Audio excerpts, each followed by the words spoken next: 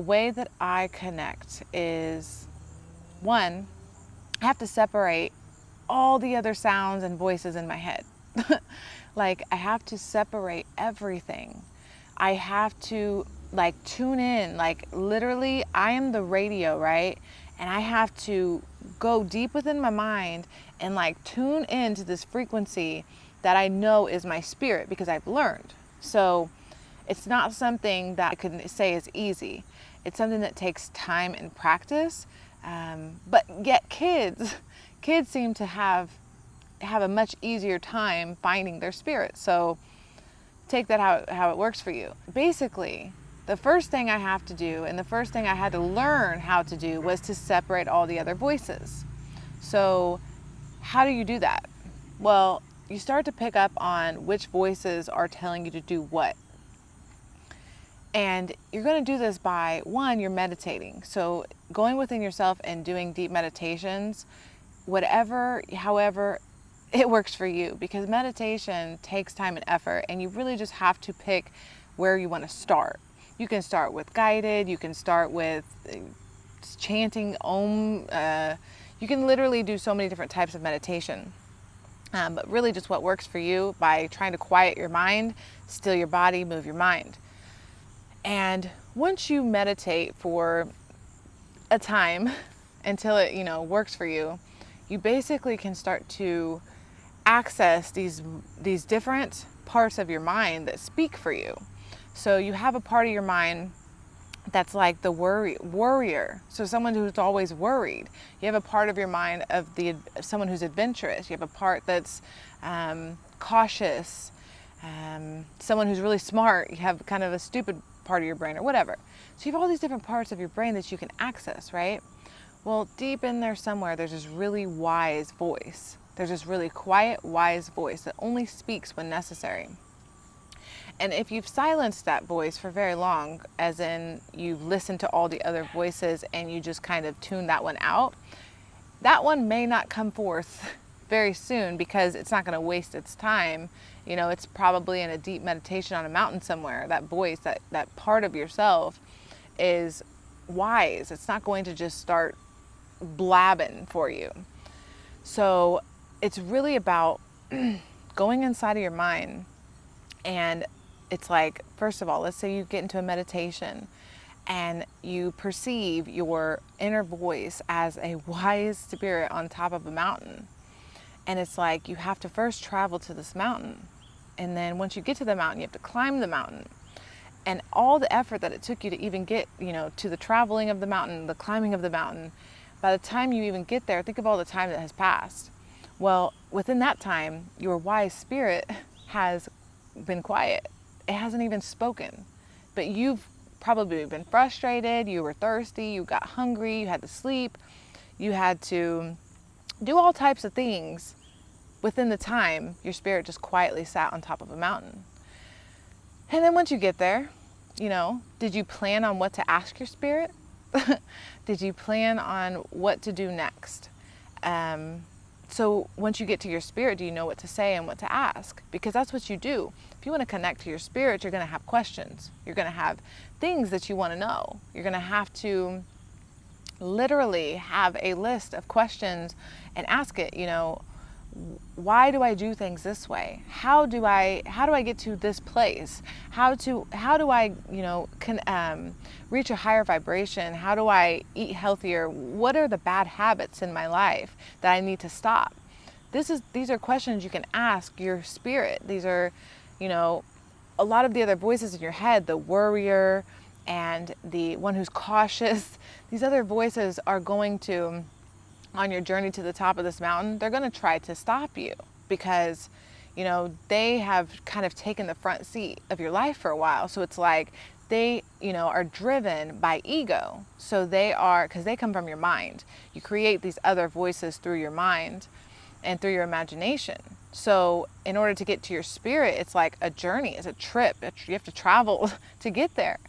And these other voices are going to caution you. So in order to actually connect to your spirit, it takes a lot of effort on your part to get to the spirit and then start asking the questions, because your spirit's going to guide you.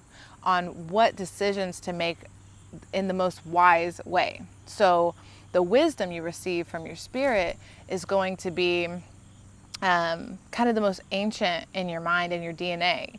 It's going to be able to tap into the DNA of all things, because we're all connected.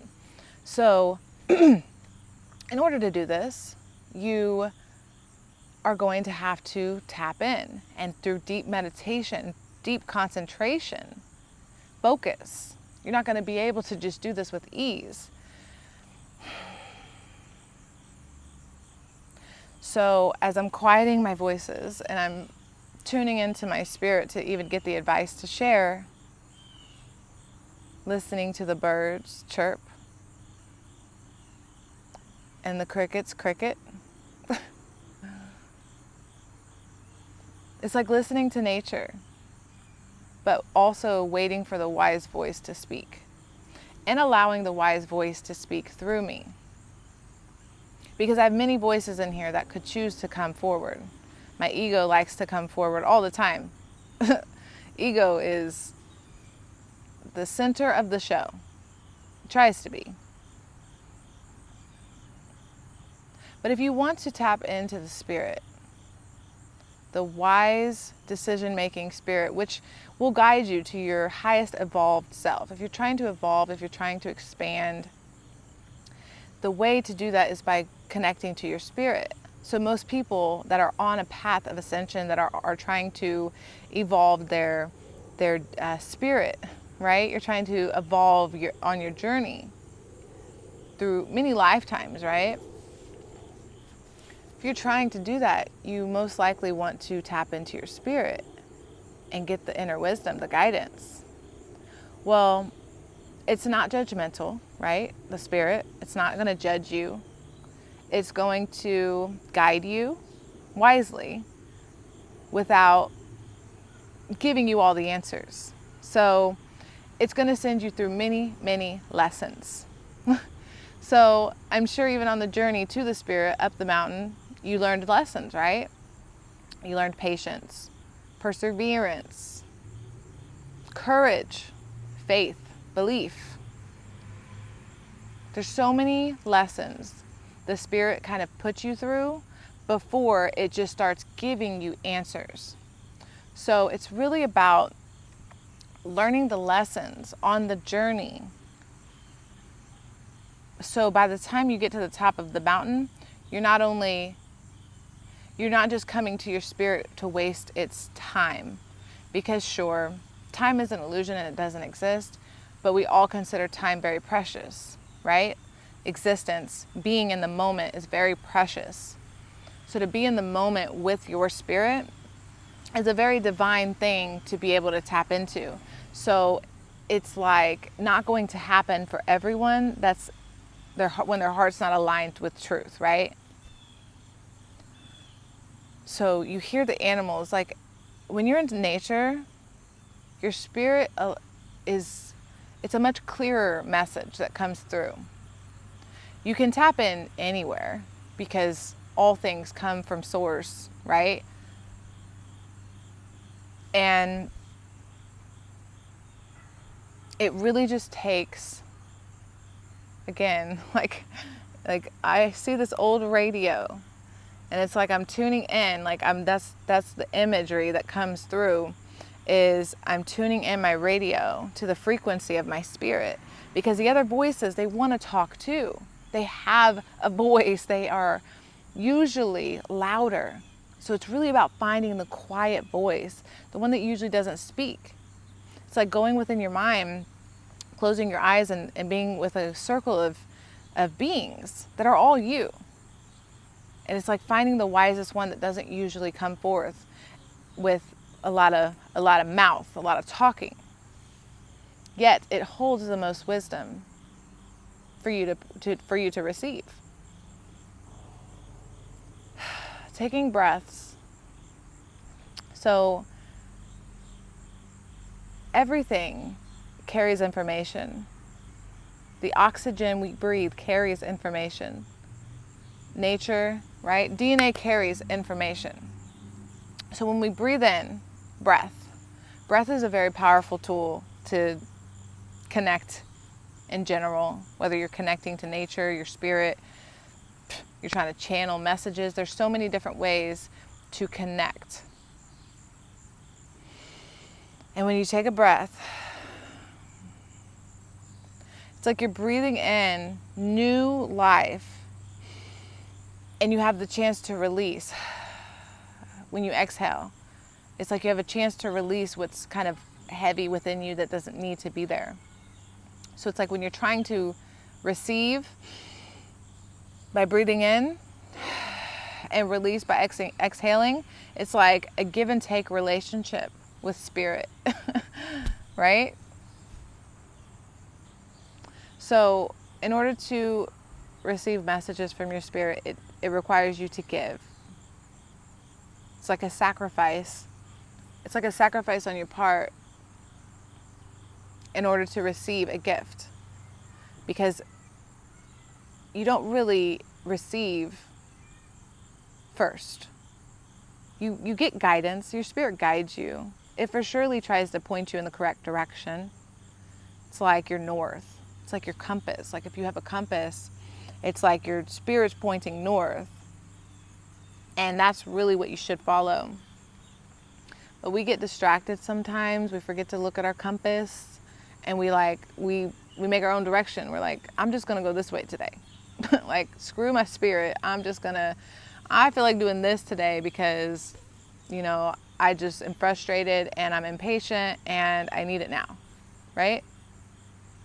That's the illusion. That's the trap. It's always there. It's always misguiding. So that's really what I have for how to connect to your spirit. And yeah, I believe that made some sense. There's these seagulls flying over me now, which isn't uncommon. Birds fly, right? But all of nature connects to you, and through, your spirit has a much higher understanding of all of what's happening than you do, than your physical, grounded, egocentrical self, because that's how you connect to the earth, is through your ego. So it's like the spirit knows how to pick up and guide me to the signs that are around me, which at the moment, these seagulls are flying above my head. So it's like you aren't in my body, in my life, in my existence to understand why seagulls may be important right now. But that's how signs work. Little things happen around you all the time, and that's your spirit trying to guide you. So it's really about tuning in and just listening, perceiving, being the observer, right? You're observing because your spirit's guiding you. You're not guiding. You're not the leader here. Your spirit is the leader. So you want guidance from your spirit, release control and let your spirit guide you. Okay? So that's what I have. Thank you for watching. I really appreciate it. And I hope to see you again next time. Bye.